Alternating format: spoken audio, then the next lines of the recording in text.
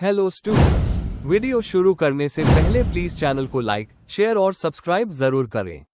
एक important information, अगर आपको इस वीडियो के नोट्स चाहिए तो डिस्क्रिप्शन बॉक्स में दिया गया डाउनलोड लिंक चेक करें।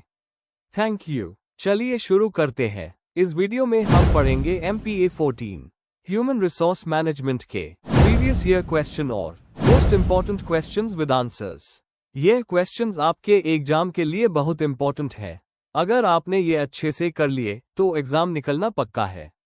Let's begin. Question 1, examine the nature of job description, job specification, job design and job analysis. Question explanation. इस क्वेश्चन में हमें HRM के 4 important concepts, job description, job specification, job design और job analysis के meaning और उनके संबंध को समझाना है।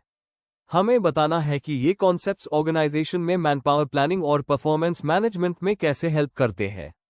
Answer. Introduction. Human resource management में जॉब को समझना सबसे जरूरी स्टेप होता है, क्योंकि इसी के बेस पर रिक्रूटमेंट, ट्रेनिंग और परफॉर्मेंस एवैल्यूएशन होता है।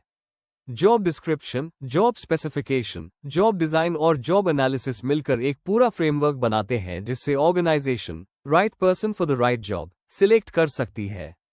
इन कॉन्सेप्ट से ऑर्गेनाइजेशन की एफिशिएंसी और प्रोडक्टिविटी दोनों बढ़ती है। Main body. 1. जॉब एनालिसिस सबसे पहला स्टेप। डेफिनेशन। जॉब एनालिसिस एक सिस्टमैटिक प्रोसेस है जिसमें जॉब के टास्क्स, ड्यूटीज और रिक्वायर्ड स्किल्स के बारे में डिटेल में स्टडी की जाती है। इसका एम है ये समझना कि एक जॉब में क्या रिस्पॉन्सिबिलिटीज है और उसके लिए किस टाइप के पसंद की जरूरत है। जॉब एनालिसिस के बेसिस पर हाई जॉब डिस्क्रिप्शन और जॉब स्पेसिफिकेशन तैयार किए जाते हैं। एग्जाम्पल, एक IT कंपनी में जॉब एनालिसिस से पता चलता है कि सॉफ्टवेयर इंजीनियर को कोडिंग, टीम वर्क और प्रॉब्लम सॉल्विंग स्किल्स होनी चाहिए। स्टेप्स। डेटा कलेक्ट करना, interview, observation, questionnaire, job report बनाना, जॉब रिक्वायरमेंट्स को रिव्यू करना। 2. जॉब डिस्क्रिप्शन, जॉब का पूरा डिटेल्स। डेफिनेशन। जॉब डिस्क्रिप्शन एक रिटन स्टेटमेंट होता है जो बताता है कि एक जॉब में क्या काम करना होता है और किस तरह से करना है। ये एम्प्लॉय और एम्प्लॉयर दोनों को जॉब एक्सपेक्टेशंस क्लियर करता है। Main components. जॉब टाइटल और लोकेशन, ड्यूटीज और रिस्पॉन्सिबिलिटीज, रिपोर्टिंग रिलेशनशिप्स, टूल्स और equipment, working conditions. Importance. Recruitment और एवैल्यूएशन में हेल्प करता है। वर्क क्लैरिटी देता है। ट्रेनिंग और सैलरी स्ट्रक्चर के लिए बेस प्रोवाइड करता है। 3. जॉब स्पेसिफिकेशन, कौन सा कैंडिडेट सूटेबल है। डेफिनेशन। जॉब स्पेसिफिकेशन बताता है कि एक जॉब के लिए किस तरह के क्वालिफिकेशन, एक्सपीरियंस और पर्सनल क्वालिटीज चाहिए। जॉब डिस्क्रिप्शन जॉब के बारे में होता है, जबकि जॉब स्पेसिफिकेशन पर्सन के बारे में होता है। Main elements. Educational qualification, skills और experience, physical, mental requirements. Example, teacher के लिए मास्टर्स डिग्री, कम्युनिकेशन स्किल्स और सब्जेक्ट नॉलेज होना जरूरी है। इंपॉर्टेंस। HR मैनेजर्स को राइट कैंडिडेट सेलेक्ट करने में हेल्प करता है। सिलेक्शन प्रोसेस को साइंटिफिक बनाता है। 4. जॉब डिजाइन, जॉब को मोटिवेट करने का तरीका। डेफिनेशन। जॉब डिजाइन का मतलब है जॉब के टास्क्स और रिस्पॉन्सिबिलिटीज को इस तरह से ऑर्गेनाइज करना कि एम्प्लॉय मोटिवेटेड और प्रोडक्टिव रहे। इसका गोल है एफिशिएंसी और सेटिस्फेक्शन दोनों बढ़ाना। Main techniques. Job rotation, employees को अलग अलग जॉब्स पे शिफ्ट करना बोर्डम कम करता है। जॉब एनलार्जमेंट, टास्क्स बढ़ाकर जॉब को इंटरेस्टिंग बनाना। जॉब एनरिचमेंट, रिस्पॉन्सिबिलिटीज बढ़ाकर ग्रोथ अपॉर्चुनिटीज देना। सोशियो टेक्निकल अप्रोच, टेक्निकल और सोशल नीड्स का बैलेंस बनाना। एग्जाम्पल, मैन्युफैक्चरिंग यूनिट में जॉब रोटेशन से एम्प्लॉयज का इंटरेस्ट बना रहता है और उनका फटीग कम होता है। 5. इन 4 कॉन्सेप्ट्स का कनेक्शन। जॉब एनालिसिस से डाटा मिलता है। इसी डाटा से जॉब डिस्क्रिप्शन और जॉब स्पेसिफिकेशन बनाए जाते हैं। इन दोनों के बेसिस पर जॉब डिजाइन क्रिएट होता है। यानी ये चारों एक चैन की तरह काम करते हैं जो HR सिस्टम को स्ट्रांग बनाते हैं। कंक्लूजन। आखिर में कह सकते हैं कि job description, job specification, job design और जॉब एनालिसिस HRM के कोर पिलर्स है। यह ऑर्गेनाइजेशन को क्लियर रोल्स डिफाइन करने, सही कैंडिडेट सेलेक्ट करने और परफॉर्मेंस इंप्रूव करने में मदद करते हैं। अगर इन्हें सही तरह से किया जाए तो ऑर्गेनाइजेशन अपने गोल्स इजीली अचीव कर सकती है। If you need the notes of this video, there's a download link in the description box. Be sure to check it out. Thank you. Let's see the next question. Question 2. Examine the advantages and disadvantages of direct recruitment. Question explanation. इस question में हमें direct recruitment के फायदे और नुकसान दोनों explain करने हैं। मतलब हमें बताना है कि डायरेक्ट रिक्रूटमेंट क्या होता है, कैसे होता है और इसके पॉजिटिव और नेगेटिव इफेक्ट्स ऑर्गेनाइजेशन और एम्प्लॉयज के लिए क्या होते हैं। एग्जाम्पल देने से आंसर और स्ट्रॉन्ग बनेगा। आंसर। इंट्रोडक्शन। डायरेक्ट रिक्रूटमेंट का मतलब है जब ऑर्गेनाइजेशन अपने नए एम्प्लॉयज को बिना किसी एजेंसी या कंसल्टेंट के सीधा हायर करती है। इसमें वैकेंसीज का एडवर्टाइजमेंट दिया जाता है, एप्लीकेशंस मांगी जाती है, टेस्ट या इंटरव्यू लिया जाता है और फिर कैंडिडेट्स को सिलेक्ट किया जाता है। ये मेथड पब्लिक सेक्टर और प्राइवेट दोनों में बहुत यूज होता है। डायरेक्ट रिक्रूटमेंट ट्रांसपेरेंसी और इक्वल अपॉर्चुनिटी देता है, लेकिन कभी कभी ये प्रोसेस लंबा और कॉस्टली भी हो सकता है। Main body. 1. मीनिंग और process of direct recruitment. Meaning. Direct recruitment एक ऐसा प्रोसेस है जहां ऑर्गेनाइजेशन ओपन मार्केट से लोगों को हायर करती है। प्रोसेस। वैकेंसी का एडवर्टाइजमेंट न्यूज़पेपर या ऑनलाइन पोर्टल पे दिया जाता है। कैंडिडेट्स के फॉर्म्स शॉर्टलिस्ट किए जाते हैं। इंटरव्यू या रिटन टेस्ट कंडक्ट किया जाता है। जो कैंडिडेट्स क्वालिफाई करते हैं उन्हें अपॉइंट किया जाता है। ये प्रोसेस गवर्नमेंट बॉडीज जैसे यूपीएससी, एसएससी या प्राइवेट फर्म्स के मैनेजरियल रोल्स में कॉमन है। 2. Advantages of direct recruitment. A. Fresh talent का आना। इस प्रोसेस से ऑर्गेनाइजेशन को नए और क्रिएटिव माइंड्स मिलते हैं जो नए आइडियाज लेकर आते हैं। बी. इक्वल अपॉर्चुनिटी और ट्रांसपेरेंसी। वैकेंसी सबके लिए ओपन होती है, इससे फेयर चांस मिलता है और रिक्रूटमेंट प्रोसेस ट्रांसपेरेंट रहता है। सी. Cost saving. एजेंसी या कंसल्टेंट का पैसा बच जाता है, सिर्फ एडवर्टाइजमेंट और टेस्ट का खर्चा होता है। डी. Full control. ऑर्गेनाइजेशन खुद डिसाइड करती है कौन रिक्रूट होगा, इससे उनके पास फुल कंट्रोल रहता है। A. Good public image. Open और फेयर रिक्रूटमेंट से ऑर्गेनाइजेशन की इमेज पॉजिटिव होती है। 3. Disadvantages of direct recruitment. A. Process लंबा होना। एडवर्टाइजमेंट, शॉर्टलिस्टिंग और इंटरव्यूज में बहुत टाइम लगता है, जिससे वैकेंसीज लेट फिल होती है। B. Administrative load. Applications manage करना और टेस्ट कंडक्ट करना स्टाफ के लिए एक्स्ट्रा काम बन जाता है। सी. Cultural adjustment problem. बाहर से आने वाले एम्प्लॉयज को ऑर्गेनाइजेशन के कल्चर में एडजस्ट होने में टाइम लगता है। डी. गलत सिलेक्शन का रिस्क। कभी कभी लिमिटेड इंटरव्यू इंफॉर्मेशन पर गलत कैंडिडेट सेलेक्ट हो जाता है। ए. High turnover. नए रिक्रूट्स ज्यादा देर तक रुकते नहीं, जिससे टर्नओवर बढ़ जाता है। 4. Improvement measures. टेक्नोलॉजी का यूज। ऑनलाइन रिक्रूटमेंट से प्रोसेस फास्ट और इजी हो जाता है। Clear job description. Proper job details देने से सही कैंडिडेट्स अट्रैक्ट होते हैं। Structured interview. हर कैंडिडेट के लिए सेम प्रोसेस होने से फेयरनेस बढ़ती है। Employer branding. अच्छी इमेज से टैलेंटेड लोग अट्रैक्ट होते हैं। कंक्लूजन। डायरेक्ट रिक्रूटमेंट एक इंपॉर्टेंट और पॉपुलर मेथड है एम्प्लॉयज को हायर करने का। ये प्रोसेस ट्रांसपेरेंसी और इक्वल अपॉर्चुनिटी देता है, लेकिन इसका सक्सेस प्रॉपर प्लानिंग और मैनेजमेंट पे डिपेंड करता है। अगर ऑर्गेनाइजेशन इस प्रोसेस को एफिशिएंटली हैंडल करे, तो ये सबसे रिलायबल हायरिंग मेथड बन सकता है। If you need the notes of this video, there's a download link in the description box. Be sure to check it out. Thank you. Let's see the next question. Question 3. The salary structure can be determined through several means. Comment. Question explanation.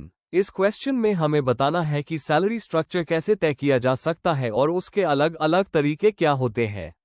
आपको salary structure का meaning समझाना है, उसकी importance बतानी है, और फिर job evaluation, market सर्वे, collective bargaining और परफॉर्मेंस बेस्ड सिस्टम जैसे मेथड्स को एक्सप्लेन करना है। साथ ही उनके फायदे और लिमिटेशंस भी बताने हैं। आंसर। इंट्रोडक्शन। सैलरी स्ट्रक्चर एक ऐसा सिस्टम है जिसमें ऑर्गेनाइजेशन अपने एम्प्लॉयज को उनके काम, क्वालिफिकेशन और एक्सपीरियंस के हिसाब से पे फिक्स करती है।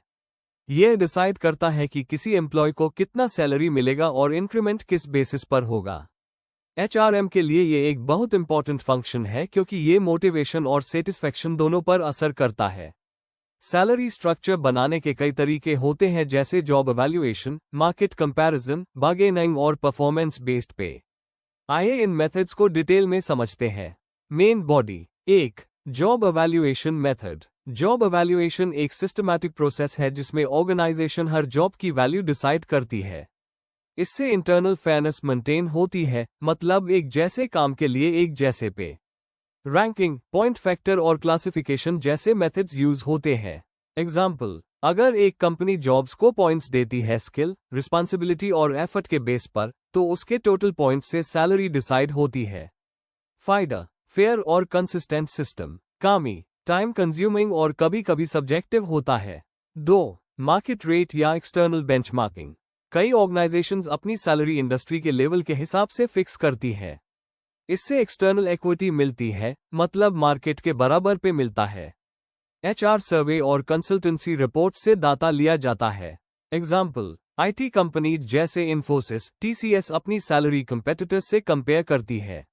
फायदा, टैलेंटेड एम्प्लॉइज को अट्रैक्ट और रिटेन करना इजी होता है। कामी, कॉस्टली प्रोसेस और हर कंपनी के लिए पॉसिबल नहीं। 3. Collective bargaining. जहां ट्रेड यूनियन स्ट्रॉन्ग होते हैं, वहां सैलरी स्ट्रक्चर मोस्टली मैनेजमेंट और एम्प्लॉइज के बीच नेगोशिएशन से फिक्स होता है। यूनियन वर्कर्स के बहाफ पर पे और अलाउंसेस के लिए बात करती है। एग्जाम्पल, पीएसयू और बैंक सेक्टर में पे रिविजन कलेक्टिव अग्रीमेंट से होता है। फायदा, ट्रस्ट और इंडस्ट्रियल हार्मनी बनती है। कामी, नेगोशिएशन में कॉन्फ्लिक्ट और रिजिडिटी आ सकती है। 4. परफॉर्मेंस और कॉम्पिटेंसी बेस्ड पे। मॉडर्न ऑर्गेनाइजेशंस परफॉर्मेंस और स्किल के बेसिस पर पे फिक्स करती है।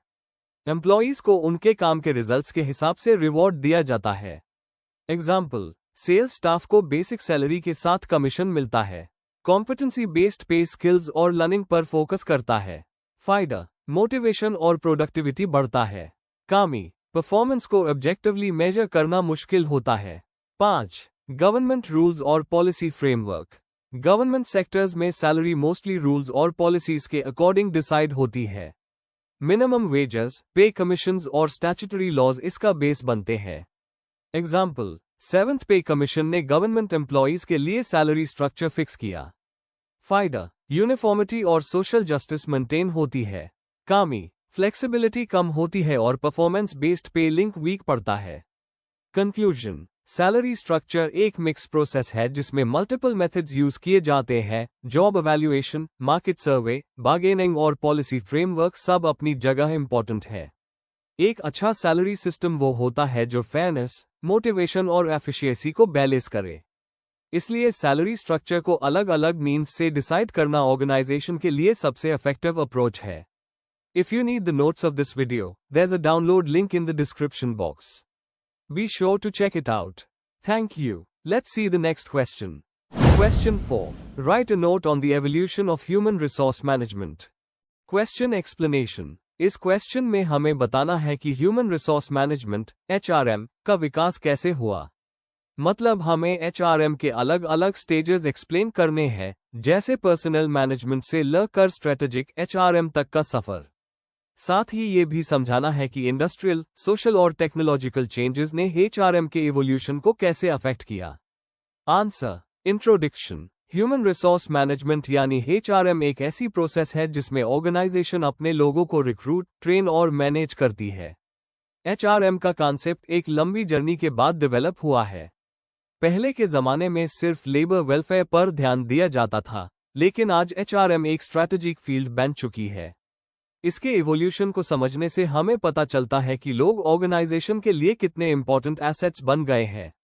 Main body. 1. Early industrial era. Welfare और लेबर रिलेशंस का शुरुआत pre 1900 to early 20th century. Industrial revolution के टाइम पर फोकस सिर्फ प्रोडक्शन और प्रॉफिट पर था। वर्कर्स को मशीन्स की तरह ट्रीट किया जाता था। कुछ एम्प्लॉयर्स ने वेलफेयर प्रोग्राम्स शुरू किए जैसे हाउसिंग, सेफ्टी और हेल्थ फैसिलिटीज, जिससे इंडस्ट्रियल वेलफेयर मूवमेंट कहलाया। इसी पीरियड में ट्रेड यूनियंस का जन्म हुआ जिन्होंने वर्कर्स के राइट्स और बेटर कंडीशंस के लिए स्ट्रगल किया। इस दौर ने लेबर रिलेशंस और वेलफेयर मैनेजमेंट की फाउंडेशन रखी। 2. साइंटिफिक मैनेजमेंट और पर्सनल मैनेजमेंट। 1900 टू 1940। 1900 के आसपास FW टेलर ने अपना साइंटिफिक मैनेजमेंट थियरी दिया जिसमें एफिशिएंसी और प्रोडक्टिविटी बढ़ाने पर जोर था। यह सिस्टम मैकेनिकल था, लेकिन इसने वर्कर्स को सिस्टमैटिकली मैनेज करने की सोच दी। बाद में ऑर्गेनाइजेशंस ने पर्सनल डिपार्टमेंट्स बनाए जिनका काम था रिक्रूटमेंट, रिकॉर्ड कीपिंग और ग्रीवेंसेस हैंडल करना। फोकस अभी भी एडमिनिस्ट्रेटिव था, मोटिवेशन और डेवलपमेंट पर कम ध्यान दिया जाता था। 3. Human relations movement 1940 to 1960। World war के बाद मैनेजमेंट थिंकर्स ने समझा कि ह्यूमन बिहेवियर भी प्रोडक्टिविटी पर असर करता है। एल्टन मेयो के हॉथॉर्न एक्सपेरिमेंट्स ने दिखाया कि सोशल रिलेशंस और मोरल काम पर डायरेक्ट इफेक्ट करते हैं। इससे ह्यूमन रिलेशंस मूवमेंट शुरू हुई जिसमें मोटिवेशन, कम्युनिकेशन और लीडरशिप को इंपॉर्टेंस दी गई। मैस्लोज हायरार्की ऑफ नीड्स और मैकग्रेगर्स थियरी एक्स एंड ये जैसे थियरीज ने एचआरएम को और साइंटिफिक बनाया। 4. मॉडर्न एचआरएम का विकास 1970 to 1990। 1970 के बाद पर्सनल मैनेजमेंट का कॉन्सेप्ट इवॉल्व होकर ह्यूमन रिसोर्स मैनेजमेंट बना। ग्लोबलाइजेशन, कंपटीशन और टेक्नोलॉजी के आने से एचआर को स्ट्रेटेजिक बनाया गया। अब एचआर का रोल सिर्फ रिकॉर्ड रखने तक नहीं, बल्कि ट्रेनिंग, परफॉर्मेंस अप्रेजल और एम्प्लॉय मोटिवेशन तक पहुंच गया। एम्प्लॉय को अब एक वैल्यूएबल रिसोर्स माना गया, न कि एक कॉस्ट सेंटर। 5. स्ट्रैटेजिक और कंटेम्प्ररी एचआरएम 2002 आज तक। आज के जमाने में एचआरएम एक स्ट्रैटेजिक और टेक्नोलॉजी बेस्ड फील्ड बन चुका है। एचआर अब बिजनेस स्ट्रैटेजी के साथ डायरेक्टली लिंक्ड है, जिससे स्ट्रैटेजिक एचआरएम कहा जाता है। टॉपिक्स जैसे talent management, diversity, work life balance और डिजिटल एचआर बहुत इंपॉर्टेंट हो गए हैं। आर्टिफिशियल इंटेलिजेंस और एचआर एनालिटिक्स एचआर फंक्शंस को ऑटोमेट कर रहे हैं। अब एचआरएम ऑर्गेनाइजेशन के कल्चर, इनोवेशन और सक्सेस का मेन ड्राइवर बन गया है। कंक्लूजन: ह्यूमन रिसोर्स मैनेजमेंट का इवोल्यूशन एक कंटिन्यूअस जर्नी है, जहां लोग एक ऑर्डिनरी लेबर से स्ट्रैटेजिक एसेट बन गए। आज एचआरएम सिर्फ रिकॉर्ड रखने तक लिमिटेड नहीं, बल्कि ऑर्गेनाइजेशन के ग्रोथ और कल्चर को शेप करता है। फ्यूचर में भी एचआरएम टेक्नोलॉजी के साथ और इवॉल्व होता रहेगा। If you need the notes of this video, there's a download link in the description box. Be sure to check it out. Thank you. Let's see the next question. Question 5. Explain the meaning and importance of training. Question explanation. इस question में हमें training का मतलब समझाना है और बताना है कि ये एम्प्लॉयज और ऑर्गेनाइजेशन दोनों के लिए क्यों इंपॉर्टेंट है। आंसर में ट्रेनिंग के ऑब्जेक्टिव्स, बेनिफिट्स और उसका रोल प्रोडक्टिविटी और ग्रोथ में कवर करना चाहिए।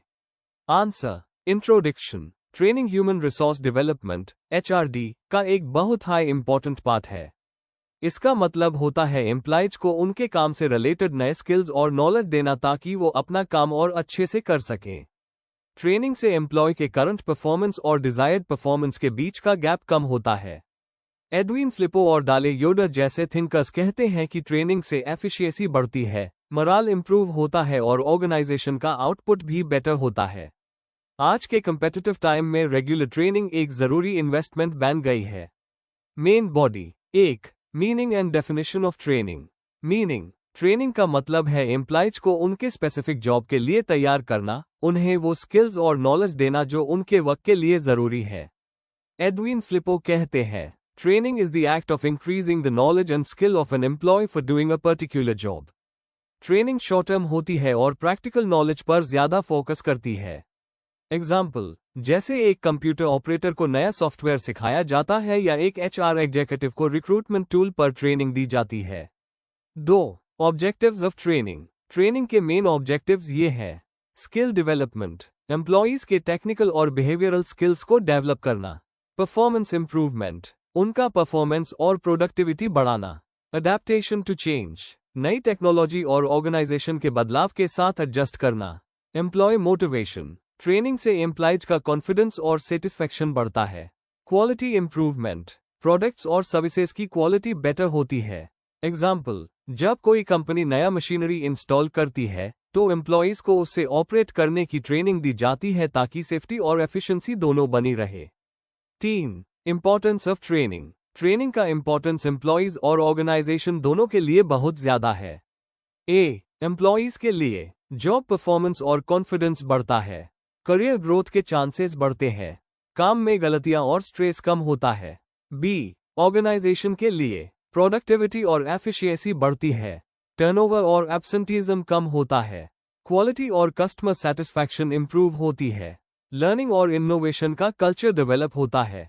एग्जाम्पल: इन्फोसिस और टीसीएस जैसे कंपनीज अपने एम्प्लॉयज के लिए कंटिन्यूअस ट्रेनिंग प्रोग्राम्स चलाती है, जैसे Infosys Mysore training campus. 4. Types of training. Training के अलग अलग टाइप्स होते हैं। A. On the job training. Employee अपने एक्चुअल काम पर ही सीखता है, जैसे job rotation, coaching, apprenticeship. B. Off the job training. Training workplace से बाहर होती है, जैसे seminar, workshop, case study. C. Induction training. नए एम्प्लॉयज को ऑर्गेनाइजेशन के कल्चर और पॉलिसीज से इंट्रोड्यूस कराना। डी. Refresher training. पुराने एम्प्लॉयज को नए टेक्निक्स और टेक्नोलॉजी के साथ अपडेट करना। ए. Vestibule training. ट्रेनिंग एक सिम्युलेटेड एनवायरनमेंट में होती है जहां रियल मशीन्स जैसे सेटअप बनाया जाता है। 5. Benefits of training. Productivity improvement. Trained employees काम ज्यादा एफिशिएंट तरीके से करते हैं। Employ satisfaction. ट्रेनिंग से उनका कॉन्फिडेंस और लॉयल्टी बढ़ता है। Reduced supervision. स्किल्ड लोगों को कम मॉनिटरिंग की जरूरत होती है। अडेप्टेबिलिटी। नई टेक्नोलॉजी और प्रोसेस के साथ एडजस्ट करना इजी होता है। Organisational growth. ट्रेनिंग से ओवरऑल ग्रोथ और प्रॉफिटेबिलिटी बढ़ती है। एग्जाम्पल, टोयोटा कंपनी का काइजन कॉन्सेप्ट, जिसमें कंटिन्यूअस ट्रेनिंग और इम्प्रूवमेंट पर फोकस होता है, उन्हें ग्लोबली एफिशिएंट बनाता है। कंक्लूजन। ट्रेनिंग एक एक्सपेंस नहीं बल्कि एक इन्वेस्टमेंट है जो लॉन्ग टर्म में ऑर्गेनाइजेशन और एम्प्लॉयज दोनों के लिए फायदेमंद होती है। इससे परफॉर्मेंस, इनोवेशन और क्वालिटी सब इंप्रूव होती है। हर मॉडर्न ऑर्गेनाइजेशन के लिए ट्रेनिंग एक सर्वाइवल टूल बन चुकी है। अगर एम्प्लॉयज ट्रेंड है तो ऑर्गेनाइजेशन हमेशा कंपेटिटिव रहेगी। Before we end, please like, share and subscribe the channel for more such study materials and one important information. अगर आपको नोट्स चाहिए तो डिस्क्रिप्शन बॉक्स में डाउनलोड लिंक दिया हुआ है, जरूर चेक करें। Thank you.